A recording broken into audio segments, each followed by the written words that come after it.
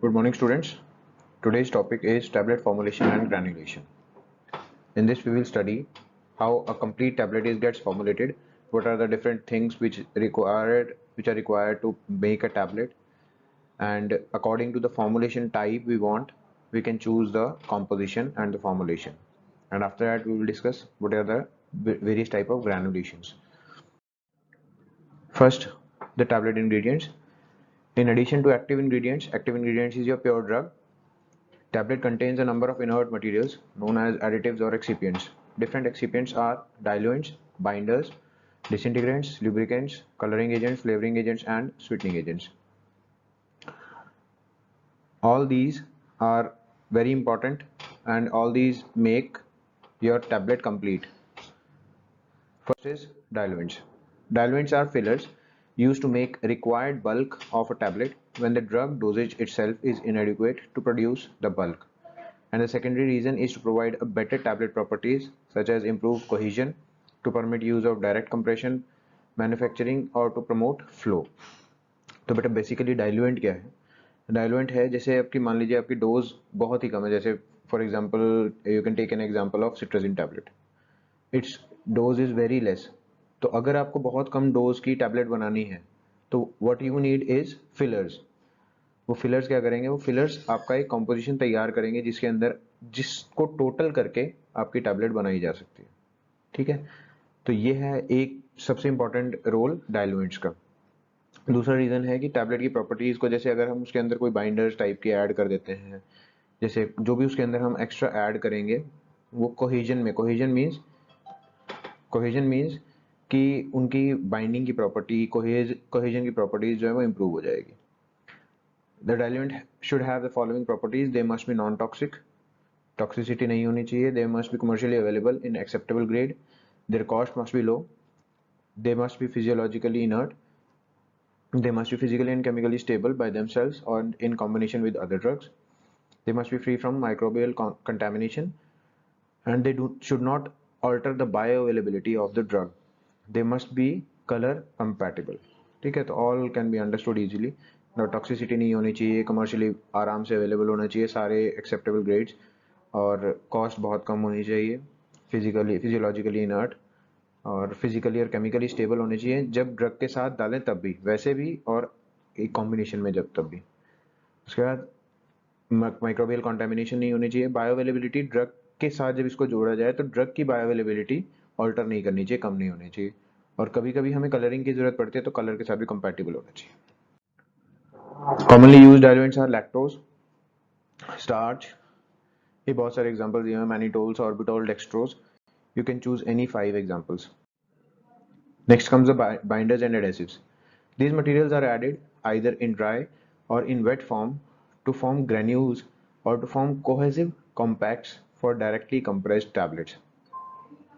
तो आप समझ ही रहे होंगे बाइंडर्स और एडहेसिव्स क्या है, जो एक चीज को बाइंड करके रखें, इकट्ठा करके रखें.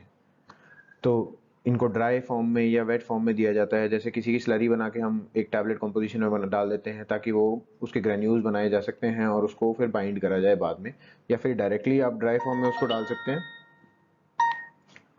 या फिर आप उसको डायरेक्टली ड्राई फॉर्म में भी डाल सकते हैं अगर आपको उसको बाइंड करना है.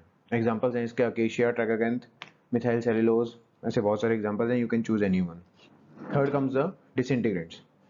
डिसइंटीग्रेंट्स क्या है? अब आपने बाइंडर तो डाल दिए, मान लीजिए कोई किसी टैबलेट की कैपेसिटी ऐसी हो कि उसकी बाइंड इतनी स्ट्रांग हो, तो उसके केस में आपको डिसइंटीग्रेंट्स ऐड करने पड़ते हैं, या फिर आपको टैबलेट ऐसी चाहिए जो आपको बहुत जल्दी डिसइंटीग्रेट करवानी है, उस केस में हमारे को डिसइंटीग्रेंट्स, सुपर डिसइंटीग्रेंट्स ऐड करने पड़ते हैं.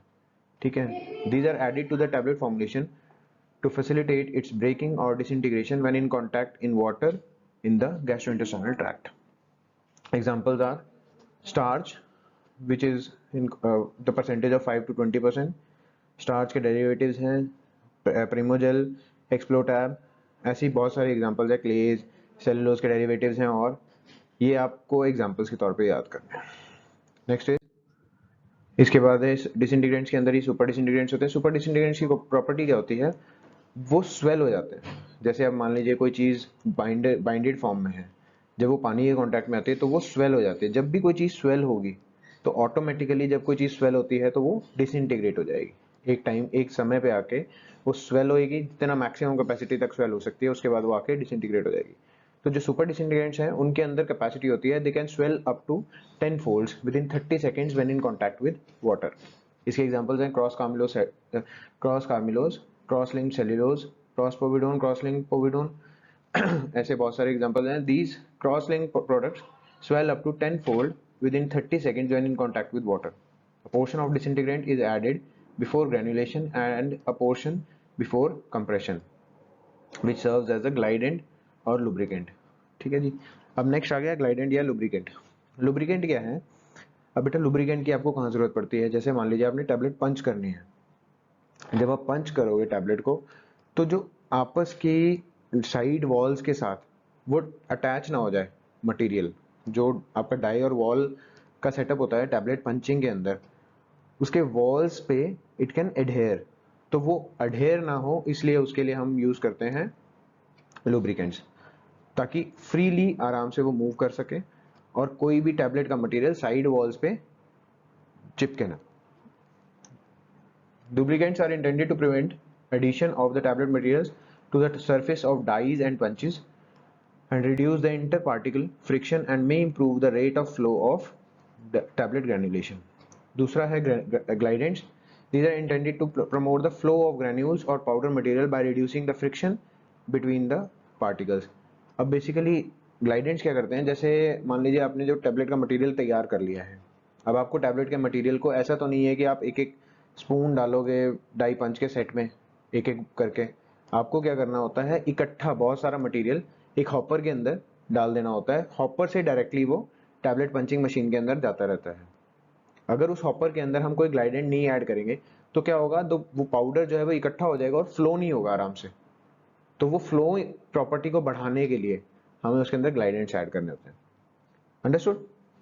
तो इसके अंदर लुब्रिकेंट्स के एग्जांपल हैं स्टेरिक एसिड सॉल्ट्स, ग्लाइडेंट्स के एग्जांपल है corn starch, talc and silica derivatives. Next is colouring agents. They obviously you can understand कि कलरिंग एजेंट्स क्या हैं, कलर्स और डाइज जो हम यूज करते हैं टैबलेट्स के लिए।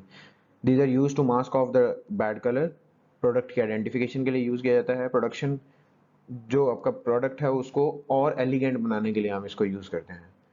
ठीक है, तो इसके लिए हमारे पास डाइज अवेलेबल हैं कलरिंग एजेंट्स के अंदर which are approved by the FDA। दो तरह की डाइज हैं, FD&C एंड DNC डाइज। ठीक है, तो ये आप डाइज के एग्जांपल नीचे दे रखे हैं। ठीक है ना। तो next is flavouring agents. Flavouring agents use करे जाते हैं जब हमारे को च्यूएबल टैबलेट्स बनानी पड़ती है। ठीक है, तो इसके एग्जांपल फ्लेवर ऑयल्स हैं बहुत सारे, कोई भी आप यूज कर सकते हैं। Sweetening agents, these are also used for chewable tablets, for example sugar, mannitol.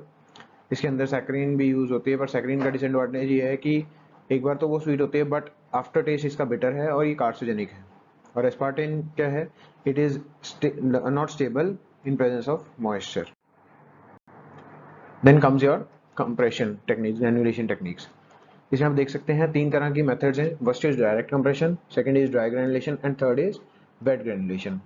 Basically direct compression में क्या है, आपको इसके अंदर ग्रैन्यूल्स बनाने की जरूरत नहीं है।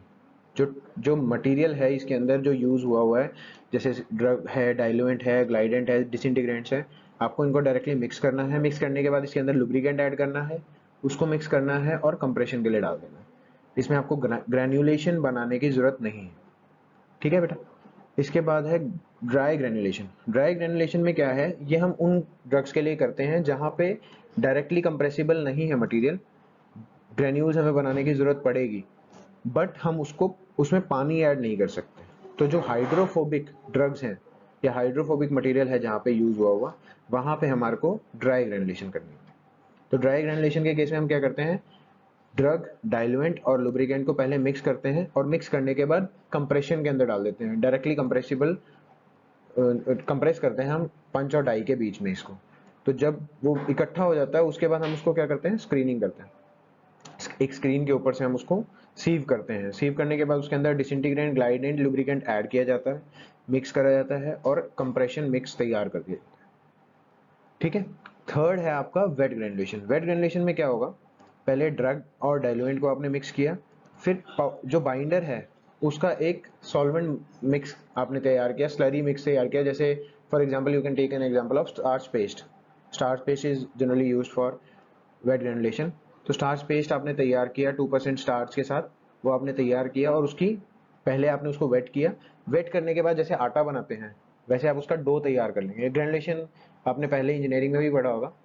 आप उसका आटा तैयार कर लेंगे, डो तैयार कर लेंगे। डो तैयार करने के बाद आपने उसको सीव करना है। जब आप उसको सीव करेंगे, सीव करने के बाद माइन्यूट पार्टिकल्स जो भी वेट फॉर्म में है वो नीचे निकल जाएंगे सीव के थ्रू। उसको आपने सीव से के नीचे से जो आपको मटेरियल मिला है वेट है, वो ग्रेन्यूल्स बन गए हैं बट दे आर वेट। तो पहला काम है आपको उसको ड्राई करना। तो आप उसको पहले ड्राई करेंगे, ड्राई करने के बाद उसको स्क्रीन करेंगे, मीन्स उसके बाद उसको छानेंगे। छानने के बाद उसके अंदर डिसइंटीग्रेंट, ग्लाइडेंट और लुब्रिकेंट ऐड करेंगे और फिर आप उसको मिक्स करेंगे। मिक्स करने के बाद लास्ट स्टेप सबके अंदर कॉमन है। पहले कंप्रेशन मिक्स किया आपने, फिर डाई फिल किया। डाई फिल मीन्स जो आपकी टैबलेट पंचिंग है, मान लीजिए ये अपर पंच है, ये लोअर पंच है, तो जब आप इसके अंदर जो बीच में डाई है इसके अंदर मटेरियल फिल होना है तो वो फिल होगा डाई फिल के अंदर। फिर टैबलेट आप कंप्रेस करेंगे, कंप्रेस करने के बाद टैबलेट इजेक्ट हो जाएगी। फिर आपने ये चेक करना है उसके अंदर कोई मेटल तो नहीं रह गया, क्योंकि कोई टूटने के कारण कोई टैबलेट पंच और डाई के बीच में कोई मटेरियल तो नहीं है जो मेटल कोई टूट के अगर उसके अंदर टैबलेट के अंदर आ गया, तो वो चेक होगा। डी डस्टिंग होगी, जो डस्ट उसके ऊपर मिल गई है वो हटाई जाएगी। उसको अगर कोट करना है तो कोट किया जाएगा और फिर उसको पैकेज करके दे दिया जाएगा, भेज दिया जाएगा टेस्टिंग के लिए। तो आज का बेटा आपका टॉपिक सिर्फ यही है, एक तो फॉर्मुलेशन और एक ग्रेनुलेशन। इसको थोड़ा सा कंप्लीटली इसको पढ़ लीजिएगा, ठीक है। नेक्स्ट हम आगे इसको कैसे बनाना है, कैसे कंप्लीट करना है, ये हम नेक्स्ट लेक्चर में पढ़ेंगे। Thank you.